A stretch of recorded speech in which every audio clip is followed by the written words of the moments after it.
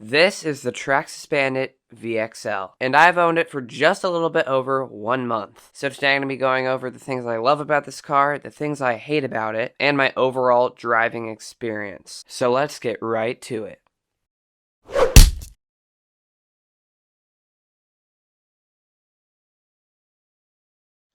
So first we'll be talking about the issues I've encountered with this vehicle, then I'll talk about the main things that I love about this car, and then at the end I'll tell you guys how I really feel about the Traxxas Bandit. Okay, first we have the cons. So the first thing is the oil has significantly leaked out. This actually used to have a lot stiffer shocks right out of the box. Now they're a lot more soft and don't have much oil in them. It causes it to stay down low like this when most of the time I want it up kind of high. But yeah, most Traxxas vehicles that have these Ultra shocks all have oil leaking issues, and it's mostly caused from these plastic shock caps right there. So you can either just completely upgrade the shocks, or you can go for upgrade shock caps, which are metal. I've seen YouTube channels like Innovative RC get metal shock caps, and they seem to actually work really well. They just completely prevented all the oil leaking issues, so I'll definitely be doing that in the future. Next up are the tires. Now you might have noticed, but these are actually not the stock tires. These are actually the stock tires. Look how bald those are. I've had these tires for almost a month too, so that really goes to show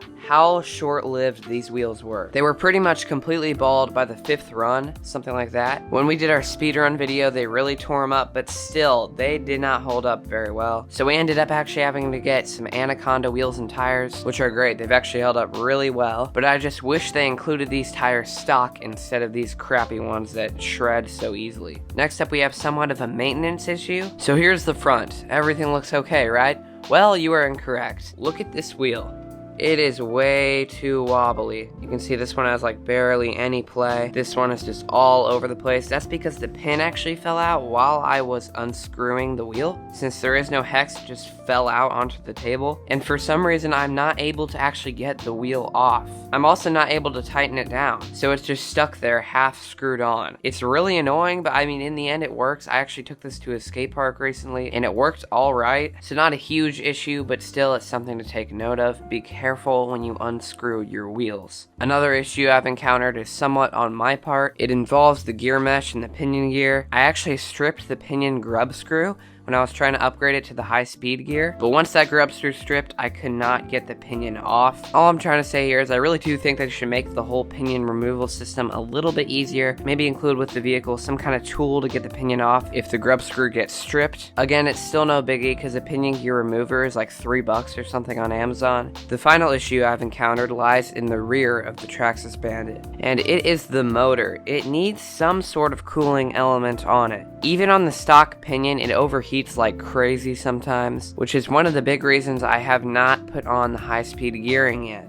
besides the whole grub screw issue. So that is really kind of a big issue. An overheated motor can become really dangerous if you run it like that all the time. Don't get me wrong, I love this motor. It's got tons of torque, power, and speed, but since this is rear-wheel drive, I don't think there's any possible way to fit a heatsink or a fan on there. There's plastic covering almost the entire motor, so it's basically impossible to fit something like that in there. So if anybody knows if there's like a small enough fan or heatsink to fit in there, make sure to comment down below because I really want to upgrade the gearing, and if I can get some sort of cooling element on there and I can get that pinion off, then I can easily put on that new gear and we can try to hit 70. Now it's time for the pros, the things I love most about this RC vehicle. First of all, the looks. You can't deny this thing looks like a beast. It's got that awesome sleek body design, the classic Traxxas paint job. I think it looks epic, and the body actually holds up quite well. You'd also be surprised how durable everything really is. The arms are durable, the drive shafts are pretty durable too, but again, I actually haven't bashed this as hard as you would with like a Rustler or something like that, so I can't really say how it would perform if you did a hardcore bash with it. The other thing I love about this is just all the electronics. I still love the motor too, even though it has that little heat issue. The ESC is fantastic. It receives the signal really fast. The receiver box is pretty nice too. It's nice nice and beefy. The final main thing I love about this vehicle is its speed. And you probably guessed I was going to say this. This thing is so fast. We hit 54 miles an hour on it when we did a speed run. It's so powerful, it's so fun, it can pretty much take a bash really well. Obviously, it's nothing like Traxxas' real deal bashers, but hey, it's pretty cool that it can hold up in a little bash here and there. And now that brings me to what I really think about this car overall. I'm not going to beat around the bush.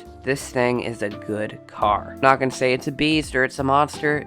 This, just overall, is a good car. The price, which is around $270, is perfect. It's fast, it's powerful, it's got just that right amount of speed that makes it completely addictive. It makes you want to make it go even faster. Obviously, it isn't my favorite one that I have in my collection, but as I was saying, all around, it's pretty amazing. So yeah, overall, it's a 9 out of 10. It isn't the best car in the world because, again, this whole wheel issue, my whole pinion gear problem, and then that motor overheating. But again, probably nothing that can't be resolved by a couple of upgrade parts. Anyway, guys, that's it for this video. What do you guys think about the Traxxas Bandit VXL? Make sure to comment that down below. We love it when you comment down below. We make sure to read every comment we get. So go ahead and do that. Drop a like while you're at it. Make sure to like and subscribe as that little animation is showing you. Share all our videos with your friends so we can get to 800 subscribers. We have 745 right now. There will also be a link down below to the Bandit VXL if you want to pick one up for yourself. Make sure to stay tuned for our future videos. We just got a Red Cat Kaiju, so we're going to be bashing the hell out of that thing. But anyway, that is it for this video. Thank you so much for watching. We will see you next time. Goodbye.